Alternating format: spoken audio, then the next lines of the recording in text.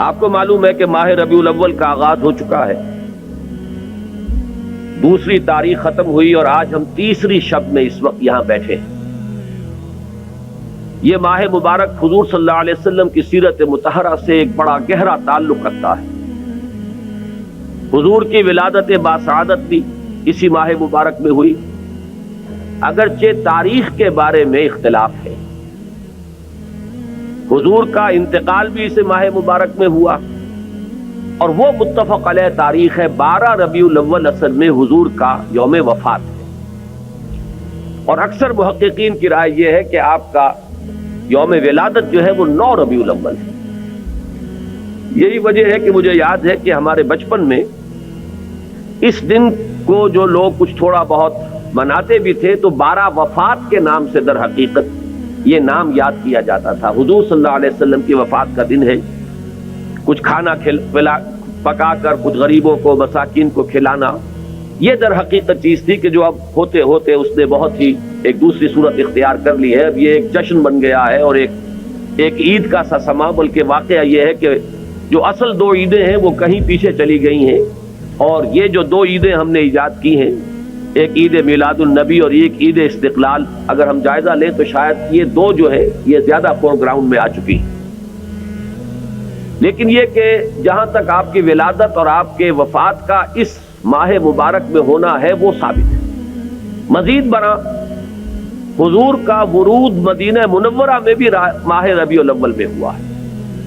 اس پہلو سے اگر اس ماہ مبارک میں ہم سیرت النبی کے مطالعے کا ایک خاص موضوع رکھیں، کسی تاریخ کے تعین کے بغیر اس مہینے کی مناسبت سے سیرت مطہرہ پر گفتگویں ہوں، غور و فکر ہو، اور اس میں بھی عملی پہلو سامنے ہو، اتباع کا جذبہ ہو، سمجھنا سمجھانا اس لیے ہو کہ اس پر عمل کرنا ہے، تو یقیناً یہ چیز ہمارے لیے بہت مفید ہوگی اور ہمارے بہت سے امراض کا شاید اس سے مداوع ہو سکے۔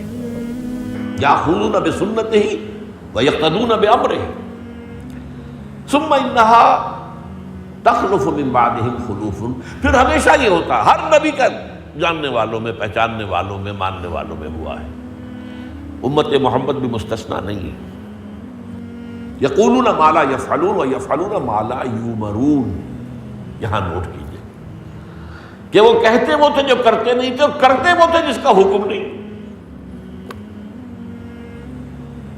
عید میلاد النبی کیا حضور کا حکم ہے؟ کیا اس کا کوئی ثبوت صحابہ سے ہے؟ کیا ہم صحابہ کے مقابلے میں حضور سے زیادہ محبت کرتے ہیں؟ لیکن تھا کہ معاملہ ما لا یؤمرون، جس چیز کا حکم ہوا نہیں اس پر عمل ہو رہا۔ یہ ہے در حقیقت رسم پرستی، اور رسم کے اندر پھر اضافہ ہوتے چلا جاتا، اس پر ردے پر چڑھتے چلے جانا جو ہے، یہ دوسرا سبب ہے۔ اور اس کا ایک نتیجہ جو نکلتا ہے وہ اسی پر بات ختم کروں گا، اگرچہ ایک اور حدیث جو ہے اس موضوع پر بہت اہم ہے۔ نتیجہ کیا نکلتا ہے؟ جہاں بدعت آئے گی سنت رخصت ہو جائے گی۔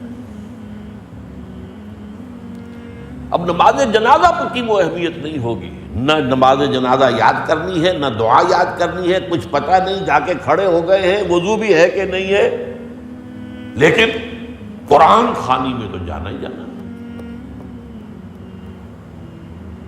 یہ کیوں ہوتا ہے؟